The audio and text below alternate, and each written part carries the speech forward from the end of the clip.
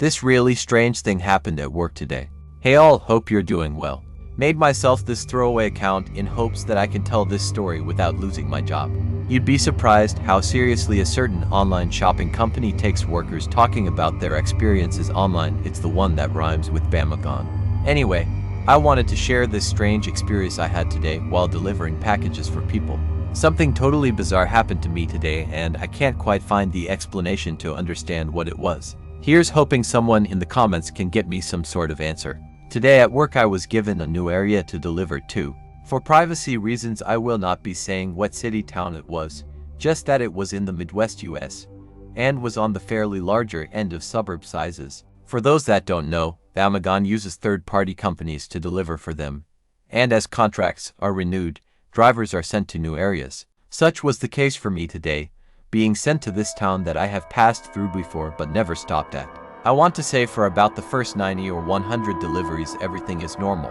The same mundane routine of driving to a house and dropping off a box of whatever on their front porch. I've got my earbuds going listening to a podcast, chipping away at the 180-ish delivered I gotta get done. It is delivery 111 that I came to write my experience today. Delivery 111 seemed like another run-of-the-mill box drop-off when I previewed the route to the house, just another person buying their toilet paper online. Turning onto the street though is when things started to get weird.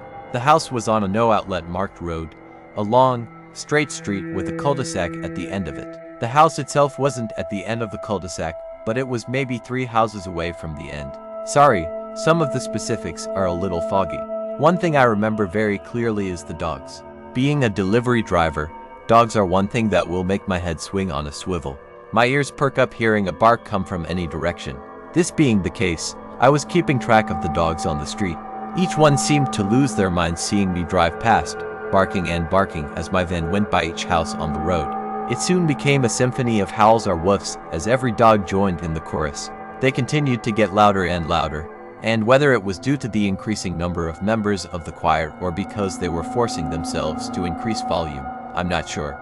All I know for sure is that when I arrived at the house, threw my van in park, and hopped out with a package, all the dogs had stopped. I want to be clear with this, as I hope I can convey how unnatural it felt. The moment my feet hit the pavement outside this home, every dog stopped in unison. They didn't taper off. Their barks did not echo. It was a dead stop, like a car slamming into a solid concrete wall.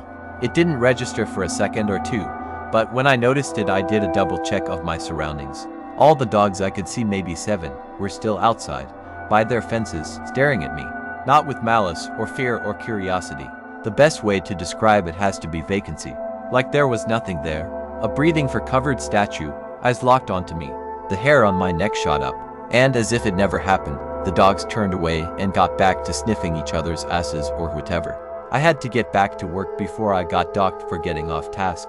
And that need to get back to delivering is where the second part of this situation occurs, the delivery.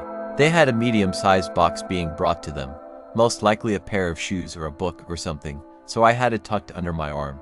I began walking from the front of my van towards the fence gate and the yard. When I touched that chain-link fence gate, something overtook me, not physically, but emotionally. Some primal unexplainable fear. I'm still not completely sure, as it only lasted a fraction of a second. All I know is I had goosebumps run down my spine. I had to carry on though, so I opened the fence and stepped foot into the yard. It reeked of mildew, wood rot and a faint undertone of extremely acidic bile. The smell assaulted my senses like a gorilla punched me in the face. Iron Mike would have faltered, let alone the scrawny delivery guy. The worst part about it was the feeling of dread it brought with it. Not like the fear I felt at the fence, but a gnawing gut uneasiness that makes your knees awaken slightly. One that became worse and worse at every step, dread amplifying at every step I took on the cracked sidewalk leading to the front door. I still have no idea what was going on when I was in that yard. All I know is that I truly felt like I was in an area that I should not be in, not for any specific rule or reason, but a feeling similar to that my place on the food chain had changed. I was at the mercy of another being that I could not see, hear, feel, or comprehend. I was on the verge of a panic attack and falling over vomiting when I reached the door. I set the box down, took a picture, and ran out of that yard as fast as I could. I still don't know how this will make any sense, but I felt like I was inches away from being grabbed and dragged back to that house, back to whatever was making me feel so horribly uneasy, so awfully scared and sick in the first place.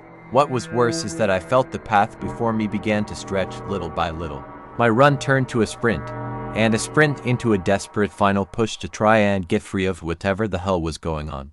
Thankfully, as some of you might have put it together already, I made it out of that yard. I burst through the gate, left that thing open and hoped in my van. Ain't no way in hell I was wasting time making sure the gate was closed. I just got in my van, turned around and peeled out of that street. I decided to pop a break to give myself enough time to calm down before I get back to my job. I ended up getting a call from my boss a few minutes before my break was over, yelling at me that I hadn't delivered a package in close to 35 minutes. I told him I just did one and then began my break. Apparently the tracking system messed up somehow, and said I went 20 minutes without delivering a package before taking my break. After that though, I got back to work, finished my route and went home. Same stuff as usual, just a lot more weird thoughts on my mind on my drive home. There was one specific thing that has been stuck in my brain and ultimately what prompted me to type this post instead of going to bed. The dogs. They didn't bark at all on my way out. They didn't run the fence line trying to race my van. They didn't even seem to care that I was there. Every dog on that street was staring at the gate that I left open. Sorry this dragged out so long. I kept thinking of more things I needed to give context for as I wrote. If I end up delivering to this street house again, maybe I'll have an update for you all. If I do, it will be linked at the top of this post. See y'all around. Thank you so much for watching. If you enjoyed this video, please consider subscribing and giving it a thumbs up. Leave a comment below and let me know what you think or what you'd like to see next. Don't forget to check out my other videos for more content like this. Exciting new content is coming soon, so make sure you're subscribed. Until next time, stay awesome.